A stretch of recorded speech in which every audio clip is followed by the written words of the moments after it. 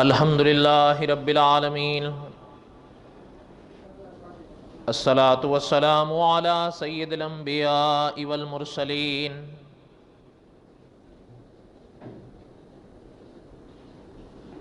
اما بعد، اعوذ باللہ من الشیطان الرجیم، بسم اللہ الرحمن الرحیم۔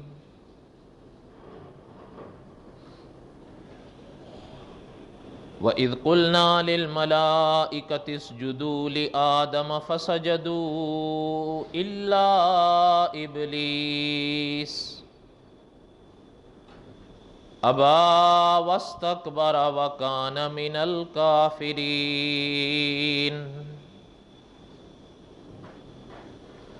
صدق اللہ العظیم وبلغنا رسوله النبي الكريم ونحن على ذلك لمن الشاهدين والشاكرين والحمد لله رب العالمين۔ اللهم صل على محمد وعلى آل محمد کما صلیت علی ابراہیم وعلی آل ابراہیم انک حمید مجید۔ اللہم بارک علی محمد وعلی آل محمد کما بارکت علی ابراہیم وعلی آل ابراہیم انک حمید مجید۔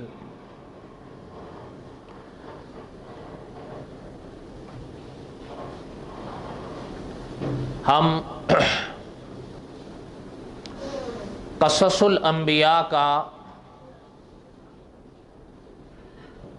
سبق دہرا رہے تھے۔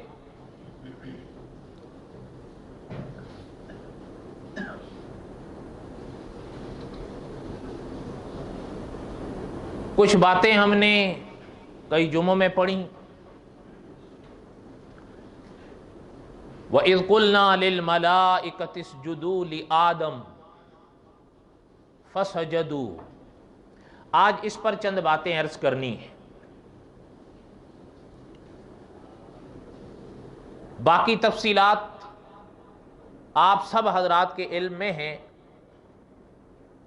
گزشتہ جمعہ کچھ ہم نے پڑھی، کچھ پہلے سے آپ نے علماء سے سنی، کچھ از خود پڑھی کہ اللہ تعالیٰ نے حضرت آدم علیہ السلام کے لیے حضرت آدم علیہ السلام کو سامنے فرما کر وَإِذْ قُلْنَا لِلْمَلَائِكَةِ اسْجُدُوا لِآدَمَ، اللہ نے حکم دیا فرشتوں کو کہ آدم کو سجدہ کریں۔ فَسَجَدُوا، تمام نے سجدہ کیا، إِلَّا ابلیس۔ یہ انشاءاللہ حصہ ہم اگر اللہ نے زندگی دی تو اگلے جمعہ پڑھیں گے۔ پہلے آپ یہ تھوڑی سی تفصیل میرا دل چاہ رہا ہے کہ سن لیں۔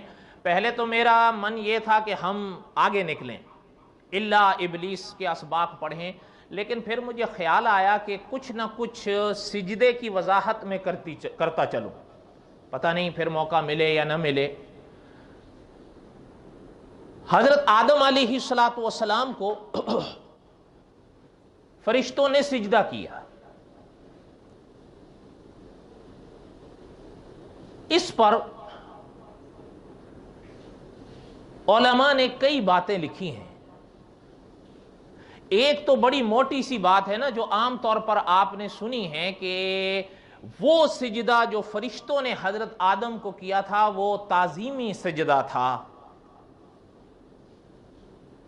وہ یہ فرق کرتے ہیں کہ وہ عبادت کا سجدہ نہیں تھا، اس لیے کہ ماں سوائے اللہ تعالیٰ کی پاک ذات کے کسی کی عبادت جائز نہیں، وہ تو شرک و کفر ہے۔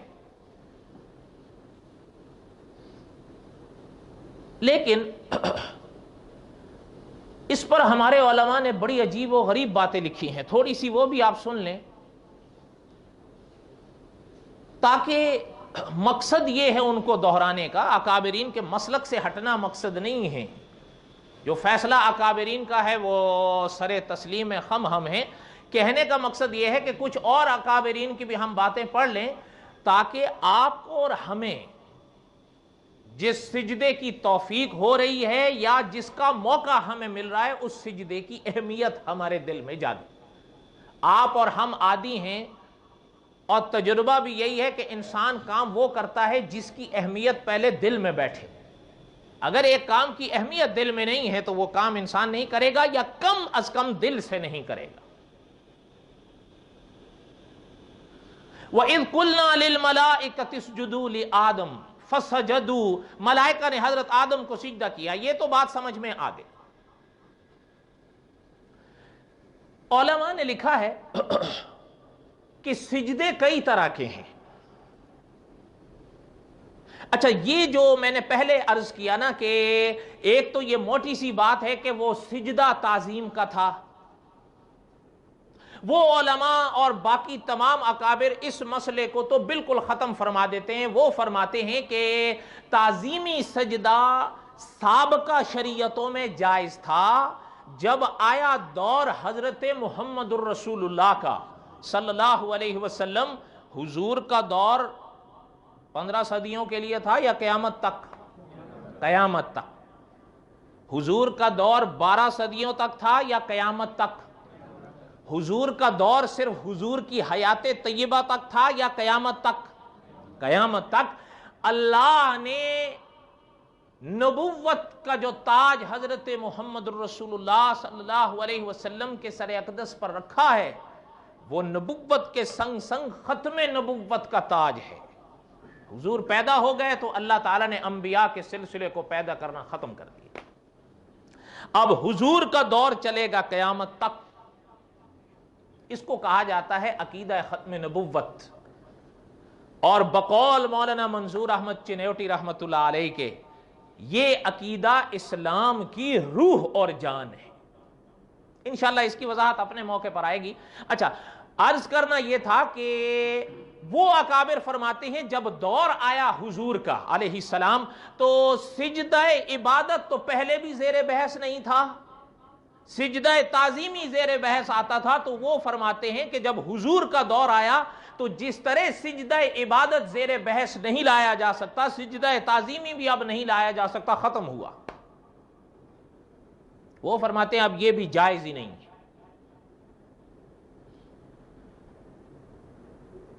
چلیں، اس لحاظ سے تو آپ کہہ سکتے ہیں اس کا تعلق ہم سے جڑ رہا ہے کہ آپ اور ہم اب سجدہ تعظیمی کر سکتے ہیں، کر سکتے ہیں۔ آپ کا اشارہ اس بات میں، اور میں ڈر گیا، میں نے کہا لگتا ہے کہ سجدہ تعظیمی، سجدہ عبادت تو زیر بحث ہی نہیں رہا، اس پر تو تمام اکابر متفق رہے ہیں کہ سجدہ عبادت جیسے حضور علیہ السلام کے دور میں ماں سوائے اللہ کے لیے کسی کے لیے نہیں تھا، اسی طرح سابقہ شریعتوں میں بھی سوائے اللہ کی پاک ذات کے عبادت کا سجدہ۔ اچھا، تھوڑی سی یہ وضاحت ذرا سنتے چلیں جائیں۔ ہمارے بعض اکابر فرماتے ہیں کہ وہ سجدہ تعظیمی تھا ہی نہیں۔ وہ فرماتے ہیں، اچھا یہ بعض اکابر نے باقاعدہ اس کی تحقیق پیش کی ہے، وہ یہ فرماتے ہیں کہ سجدہ تعظیمی جو اس کو قرار دیا گیا ہے وہ اس لیے کہ ذہن لفظ سجدہ سے اس طرف جاتا ہے جو اسلامی اصطلاح میں سجدہ مشہور ہے۔ دیکھیں، آپ ذرا دھیان دیجئے گا میری طرف، ابھی آپ اور ہمارا تعلق ہندوستان یا پاکستان کے شہروں سے رہے۔ اچھا، اب میں آپ سے پوچھتا ہوں، جب لفظ سجدہ یہ کون سی زبان کا لفظ ہے؟ عربی۔ کون سی زبان کا لفظ ہے؟ جب آپ کیوں شک میں پڑ گئے تھے؟ جب قرآن میں آ گیا تو کون سی زبان کا لفظ ہے؟ اور قرآن کون سی زبان میں ہے؟ عربی۔ تو سجدہ کون سی زبان کا لفظ ہے؟ عربی۔ اردو میں استعمال ہوتا ہے، اس میں کوئی شک نہیں، لیکن یہ اردو زبان کا لفظ دراصل یہ عربی کا لفظ ہے سجدہ۔ اچھا، اب یہ تو ہوا نا لفظ، اب ذرا تھوڑا سا میری طرف دھیان دیں، ذہن نہ ہٹے ورنہ بات نہیں سمجھ میں آئے گی۔ سجدہ کا لفظ جب آپ پڑھتے ہیں یا سنتے ہیں، آپ کا ذہن میں اس کا کیا معنی آتا ہے کہ سجدہ کس کو کہتے ہیں؟ بس یہ پیشانی زمین پہ لگ گئی، یہی معنی آتا ہے یا نہیں آتا؟ وہ اکابر فرماتے ہیں کہ اصل میں یہ اسلامی اصطلاح ہے، ورنہ وہ اکابر فرماتے ہیں کہ سجدے کا جو لفظ ہے وہ یہ معنی رکھتا ہے کہ آگے کی طرف تھوڑا سا جھک جانا، لغت اس کا ساتھ دیتی ہے، کیا؟ تھوڑا سا آگے کی طرف جھک جانا۔ اب جیسے یہ دیکھیے میرا یہ حصہ برابر کھڑا ہے نا، اب یہ کیا ہے؟ جھک گیا ہے نا۔ وہ علماء فرماتے ہیں کہ لغت اس کا معنی اور ساتھ دیتی ہے کہ یہ ایک لحاظ سے سجدہ ہے، اسلامی اصطلاح کے لحاظ سے نہیں ہے، یہ اسلامی اصطلاح کے لحاظ سے نہیں ہے یہ۔ وہ فرماتے ہیں کہ ملائکہ کے لیے جو سجدے کا لفظ آیا، یا کلام پاک میں ایک سورت آتی ہے سورت یوسف علیہ السلام، سورت یوسف کی آیت نمبر 100 میں ایک سجدے کا ذکر آتا ہے جو حضرت یوسف علیہ السلام کے اپنوں نے حضرت یوسف کو کیا تھا۔ وہ فرماتے ہیں کہ یہاں جو سجدے کے لفظ آ رہے ہیں اس سے مراد اسلامی اصطلاح کا وہ سجدہ نہیں، بلکہ آگے کی طرف کچھ جھک جانا مراد ہے۔ اگر اسلامی اصطلاح کا جو سجدہ ہے وہ علماء یہ فرماتے ہیں کہ وہ جس طرح شریعت محمد صلی اللہ علیہ وسلم میں حرام ہے، وہ سابقہ شریعتوں میں بھی حرام رہا۔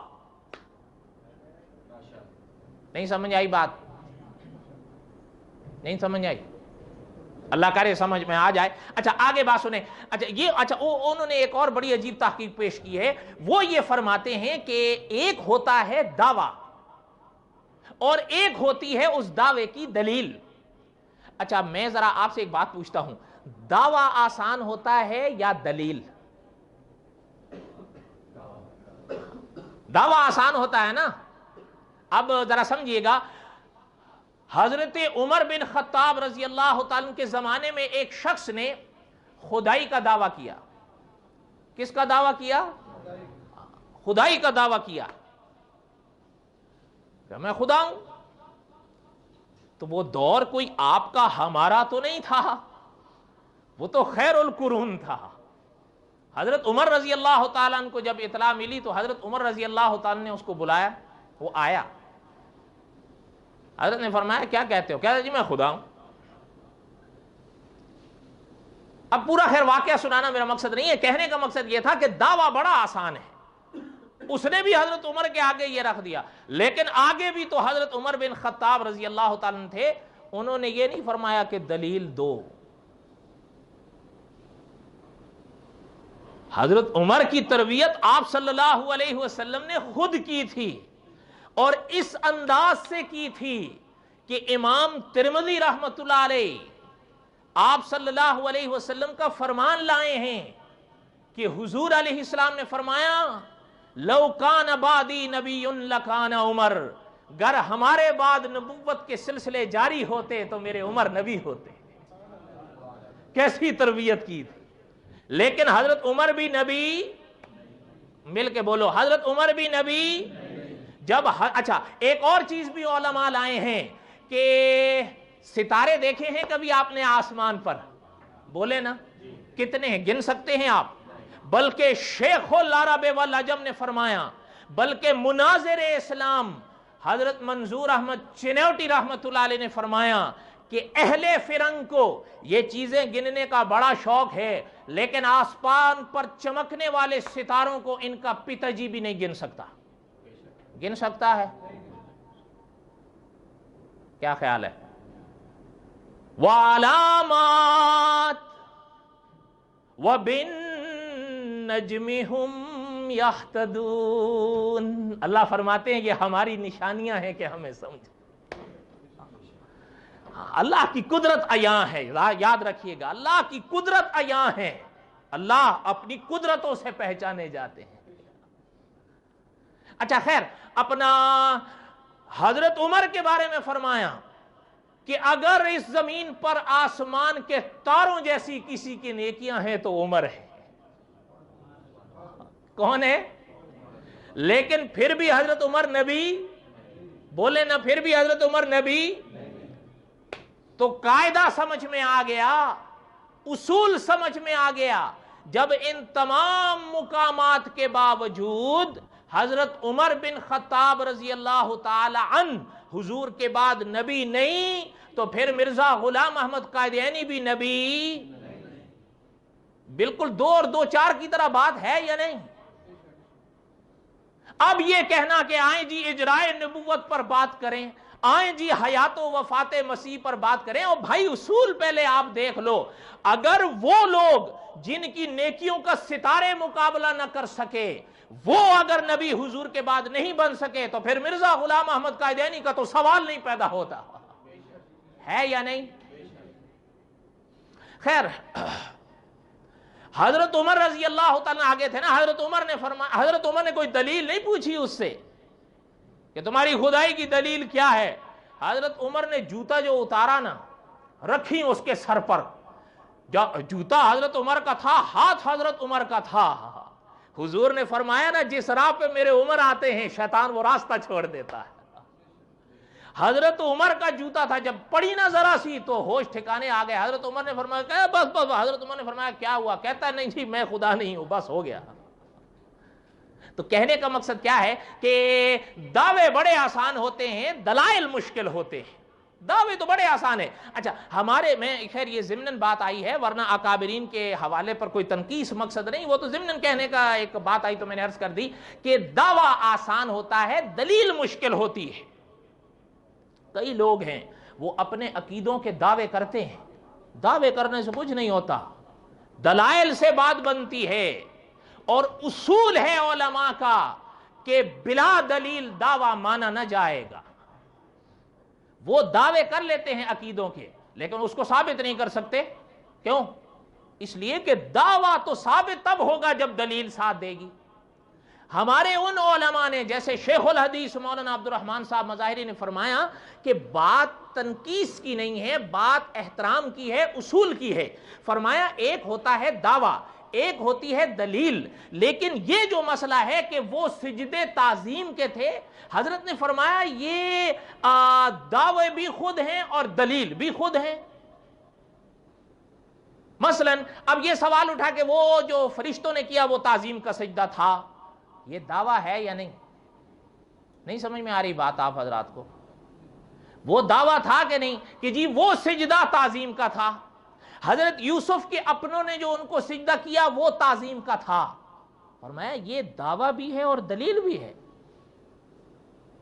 حضرت نے لکھا کہ اگر اس کی کوئی اور دلیل موجود ہوتی تعظیمی سجدے کی ان شریعتوں میں تو پھر یہ واقعات بطور شواہد کے پیش کیے جا سکتے تھے، یا کچھ اور شواہد ہوتے تو یہ واقعات بطور دلائل کے پیش کیے جا سکتے تھے، لیکن یہاں تو دعویٰ بھی وہی ہے، دلیل بھی وہی ہے۔ اس لیے وہ حضرات فرماتے ہیں معذرت کے ساتھ کہ تعظیم یہاں سجدے سے مراد اسلامی اصطلاح کا سجدہ نہیں، آگے کی طرف جھک جانا مراد ہے، ورنہ انہوں نے کھل کر لکھا ہے کہ آسمان سے آنے والی ہر شریعت میں اسلامی اصطلاح کا سجدہ ما سوائے اللہ کے کسی کے لیے جائز نہیں ہوا، چاہے وہ آسمانی شریعتیں حضور سے پہلے۔ کوئی بات سمجھ میں بھی آئی ہے یا نہیں آئی ہے؟ وَإِذْ قُلْنَا لِلْمَلَائِكَةِ اسْجُدُوا لِآدَمَ، اس کو ذرا تھوڑا سا اور سنیں۔ ہمارے اکابر نے ایک اور تحقیق بھی پیش کی ہے، وہ فرماتے ہیں کہ اس بحث میں بھی پڑھنے کی ضرورت نہیں، انہوں نے باقاعدہ یہ چیز لکھی ہے کہ وہ سجدہ جو ملائکہ نے حضرت آدم کے سامنے کیا، یا وہ سجدہ جو حضرت یوسف کے اپنوں نے حضرت یوسف کے آگے کیا، وہ دراصل وہ سجدے بھی کوئی حضرت آدم یا حضرت یوسف کے لیے نہیں تھے، وہ سجدے بھی اللہ کی ذات کے لیے تھے۔ حضرت آدم ہوں یا حضرت یوسف ہوں، یہ معاذ اس وقت بطور قبلے کے تھے۔ نہیں سمجھ آئی بات؟ میرے حال میں اوپر سے گزری ہے آپ کی۔ اچھا، اب میں تھوڑی سی مثال دوں گا، بات آپ کے ذہن میں آ جائے گی۔ بات یہی ہے نا کہ تھوڑی سی اگر آپ اسباقی تقریریں سنے کر رہے ہیں نا تو ذہن بن جائے گا۔ اب اگر آپ اور ہم صرف سروں پہ چلے جائیں گے تو پھر مسئلہ تو اٹک جائے گا۔ اچھا میں اب آپ سے پوچھتا ہوں، انشاءاللہ ابھی آپ میں سے کئی حضرات نے سنتیں پڑھی ہیں، میں نے بھی پڑھی ہیں، اور دعا کریں اللہ تعالیٰ قبول فرمائیں، اور انشاءاللہ ابھی ہم نماز جمعہ با جماعت ادا کریں گے۔ میں آپ سے پوچھتا ہوں کہ نماز جمعہ کی فرض کی کتنی رکعتیں ہیں؟ 2۔ اچھا ان 2 رکعتوں میں سجدے کتنے ہیں؟ 4۔ اچھا اب میں ذرا پوچھتا ہوں، آپ کا اور ہمارا جو سجدے کا رخ ہوگا، جس کو سامنا کہیں گے، وہ کس طرف ہے؟ لیکن وہ سجدہ کس کے لیے ہے؟ قبلے کے لیے ہے؟ مل کے کہہ دیں، وہ کعبے کے لیے ہیں ہمارے سجدے؟ بلکہ مولانا ابو القاسم رفیق دلاوری رحمت اللہ علیہ لکھ گئے کہ اگر وہ سجدے کعبے کے لیے کوئی شخص کرتا ہے تو پھر تو شرک آ جائے گا۔ بات یہ ہے کہ قبلہ کعبہ ہمارا قبلہ ہے، ہمارے لیے عبادت کی جہت ہے، ہماری عبادت کعبے کے لیے نہیں، اللہ کے لیے ہے۔ تو وہ علماء فرماتے ہیں کہ چاہے حضرت یوسف کے اپنے ہوں، چاہے ملائکہ ہوں، انہوں نے جو حضرت آدم اور حضرت یوسف کے سامنے سجدے کیے تو ان کے وہ سجدے حضرت آدم یا حضرت یوسف کے لیے نہیں، خدا کے لیے تھے۔ یہ دونوں نبی محض ایک قبلے کی جہت تھے۔ نہیں سمجھ آئی بات؟ کوئی بات سمجھ میں بھی آئی ہے یا نہیں آئی ہے؟ اچھا یہ تھوڑی سی، اچھا اس پر اور بھی کچھ ابحاث ہیں لیکن میں چھوڑ دیتا ہوں۔ یہ 2-3 موٹی موٹی ذہن میں رکھ لیں کہ پتہ ہمیں یہ چل رہا ہے کہ اگر سجدہ تعظیمی وہی معنی مراد لے لیا جائے جو عام طور پر عام فہم لیا گیا کہ ان شریعتوں میں وہ جائز تھا، حضور کی شریعت میں جائز نہیں، تب بھی کوئی اشکال نہیں ہے۔ اس لیے کہ میں آپ سے پوچھتا ہوں کہ آپ اور ہم شریعت محمد پر عمل کرنے والے لوگ ہیں صلی اللہ علیہ وسلم، یا سابقہ شریعتوں پر عمل کرنے والے لوگ ہیں؟ اور اگر کچھ پھر بھی شک میں پڑھتے ہیں تو ان کے لیے ہمارے اکابر نے یہ باتیں بھی لکھی ہیں، وہ فرماتے ہیں وہ سجدہ۔ اچھا یہ ایک بات مجھے ضمناً یاد آئی، وہ بھی سن لیں۔ قاسم العلوم والخیرات مولانا محمد قاسم نانوتوی رحمت اللہ علیہ، جنہوں نے دارالعلوم دیوبند کی اینٹ رکھی تھی، یعنی ان کے علم کی جو انوار ہیں نا وہ کیا تھے، یہ تو جن حضرات نے ان کی کتابیں پڑھی ہیں یا جنہوں نے ان کو سنا ہے وہی سمجھ سکتے ہیں۔ ان کے زمانے میں ایک پنڈت جی ہوئے ہیں، پنڈت دیانند سرسوتی، انہوں نے اسلام پر کچھ اعتراضات کیے تھے، تقریباً 10 تو ایسے انہوں نے کیے بڑے عجیب و غریب۔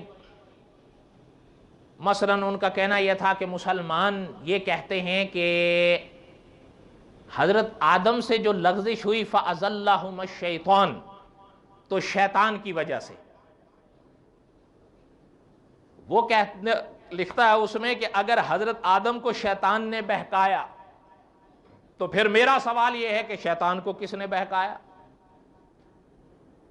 ایک دوسری بات، وہ کہتا تھا مسلمان، اس نے لکھا ہے باقاعدہ کہ مسلمان اپنے مردے دفن کرتے ہیں، دفناتے ہیں۔ وہ کہتا تھا یہ غلط ہے، زمین کو بدبودار کرنا ہے، گندا کرنا ہے فضا کو، اصل طریقہ یہ ہے کہ مردے کو جلا دو۔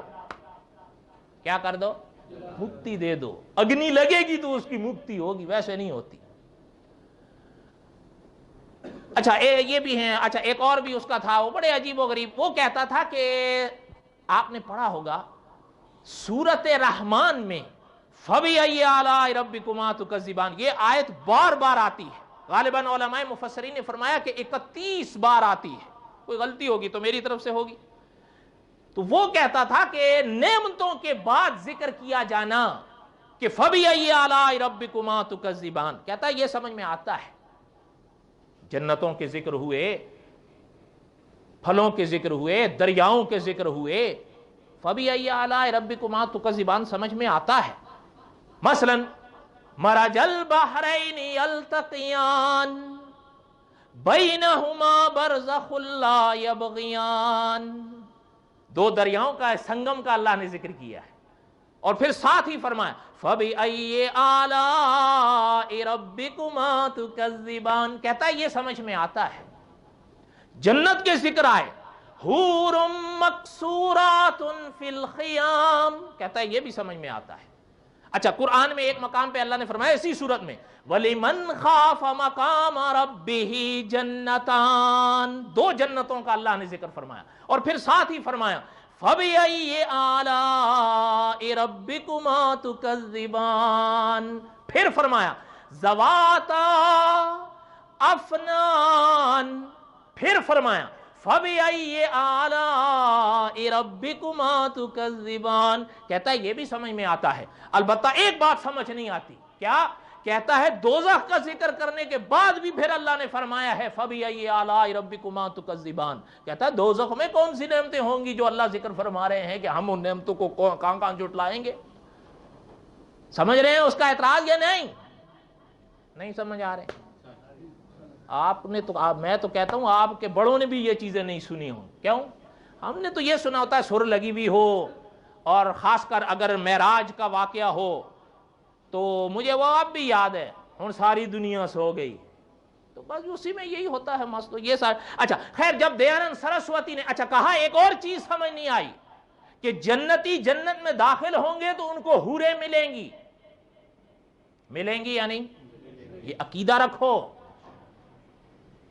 خود اللہ نے قرآن پاک میں فرمایا ہے حور عین، وہ قرآن میں ہے،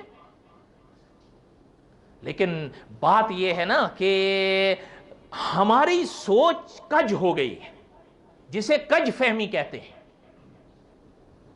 پتہ ہے ایک صحابی تھے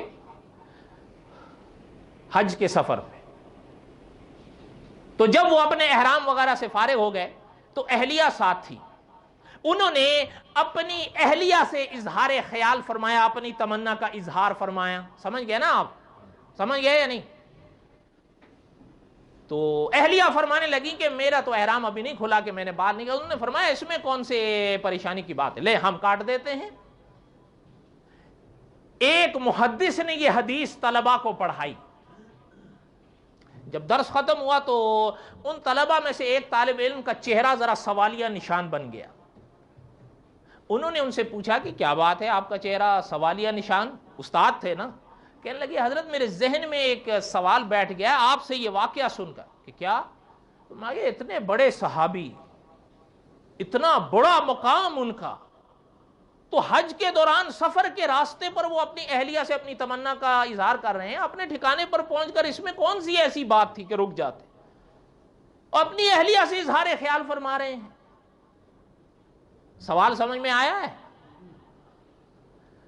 حضور صلی اللہ علیہ وسلم نے فرمایا نا کہ سوال میں شفا ہے۔ آگے بھی تو استاد مدرس حرم تھے، انہوں نے فرمایا بات یہ ہے بھائی کہ وہ صحابہ تھے، انہیں حرام سے شرم تھی، حلال سے کوئی شرم نہیں تھی۔ ہماری سوچ الٹی ہے، ہمیں حلال سے شرم آتی ہے، حرام سے شرم نہیں آتی۔ صحیح بات ہے یا غلط بات ہے؟ سچ بتاؤ، اپنے دل پر ہاتھ رکھ کے بتاؤ، محدث نے جو یہ بات فرمائی یہ صحیح فرمایا یا غلط فرمایا؟ وہ صحابہ تھے، انہیں حرام سے شرم آتی تھی، حلال سے کوئی شرم نہیں آتی تھی، حلال میں تو ان کے لیے ثواب تھا، ہمارے لیے بھی ثواب ہے۔ بلکہ صحابہ کو اشکال پیش آیا تو حضور علیہ السلام کے آگے اظہار فرمایا کہ حضور یہ تو اپنی تمنا خواہش پوری کرنی ہے، اس میں ثواب کیسا؟ تو حضور علیہ السلام نے فرمایا میرے صحابہ، اگر یہ شخص اپنی تمنا ناجائز جگہ پر استعمال کرے گا اور حاصل کرے گا، اس کو گناہ ہوگا یا نہیں؟ صحابہ نے فرمایا بالکل ہوگا۔ تو فرمایا اگر ناجائز سے تمنا پوری کرے گا گناہ ہوگا، تو جائز میں ثواب کیسے نہیں ہوگا؟ بات سمجھ میں آئی یا نہیں سمجھ میں آئی؟ آپ تو نہیں مانیں گے، کبھی علماء سے آپ پوچھیں کہ باقاعدہ فقہاء نے لکھا ہے کہ ایسے مقام انسان کی زندگی میں آتے ہیں کہ رات کے سمے اہلیہ سے اظہار محبت کرنا تہجد سے بھی افضل ہو جاتا ہے۔ ہم تو خیر بہرحال بس وہی ہے نا کہ شاید آپ نے بھی سنا ہوگا نا کہ اقبال مرحوم نے فرمایا تھا کہ اقبال بڑا اپدیشک ہے، من باتوں میں موہ لیتا ہے۔ ہم تو اب کسی اور ڈگر چلے گئے ہیں، بدعا کریں اللہ تعالیٰ رحم فرمائیں۔ اچھا خیر، کہنے کا مقصد یہ تھا، اس نے کہا کہ حوریں ملیں گی مردوں کو، تو انہوں نے کہا پھر تقاضا عقل کا یہ ہے، دیانت کا یا عدل کا یہ ہے کہ پھر عورتوں کو بھی پھر مرد ملیں وہاں پر۔ لا حول ولا قوت الا باللہ. اس کے اعتراض سمجھ آئے؟ اچھا پھر ان اعتراضات میں ایک اعتراض اس کا یہ تھا کہ مسلمان ہم پر اعتراض کرتے ہیں کہ ہم مورتیوں کے آگے سجدے کرتے ہیں، ان کی پوجا کرتے ہیں. اگر ہم پتھروں کی مورتیوں کے آگے جھکتے ہیں تو مسلمان بھی اینٹوں کے اور پتھروں سے بنے ہوئے گھر کے آگے جھکتا ہے، تو ہم میں اور اس میں فرق کیا رہا؟ سمجھ آیا اس کا اعتراض یا نہیں آیا؟ اچھا قاسم العلوم والخیرات مولانا محمد قاسم نانوتوی رحمۃ اللہ علیہ اس زمانے میں حیات تھے. حضرت نے اس کے تمام اعتراضات کے جواب میں 2 کتابیں لکھی. باقی جو اعتراض تھے کعبے والی بات کو چھوڑ کر ان کے جوابات مستقل ایک کتاب میں لکھ کر دیے.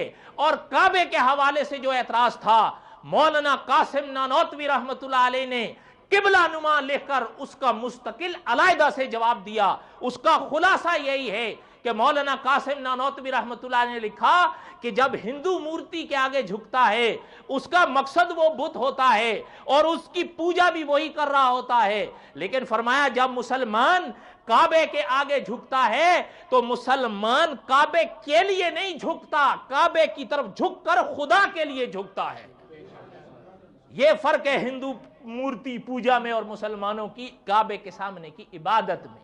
آپ سمجھ میں آیا یا نہیں سمجھ میں آیا؟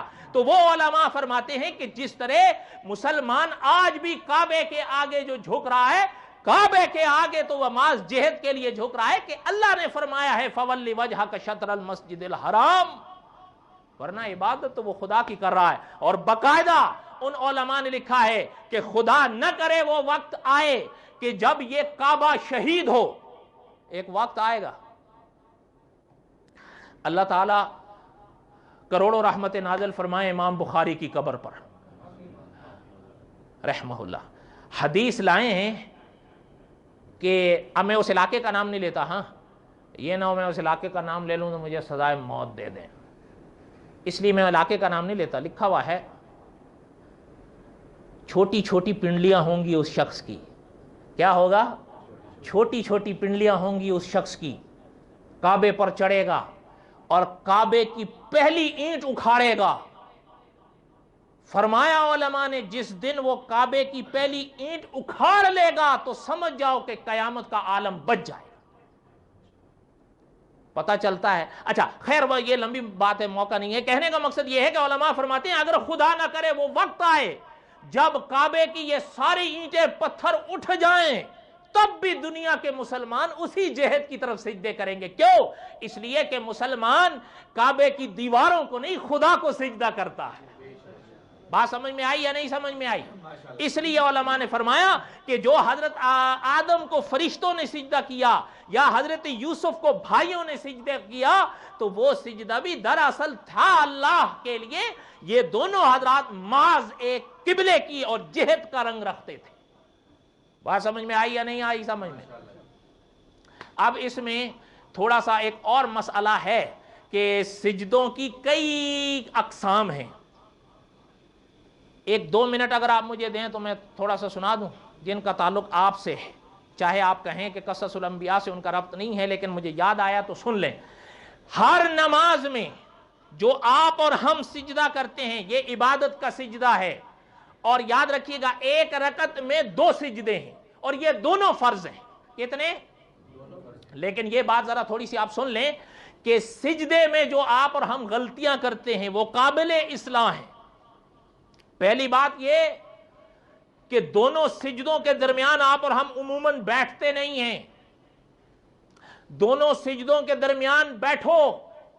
حضور علیہ السلام نے فرمایا سجدہ اس طرح نہیں کرو جس طرح مرغی دانہ چگتی ہے. ایک سجدہ آپ نے علماء نے لکھا ایک سجدہ کیا پھر بیٹھ جائیں تاکہ آپ کا جسم کا حصہ آرام سے قرار پکڑ لے.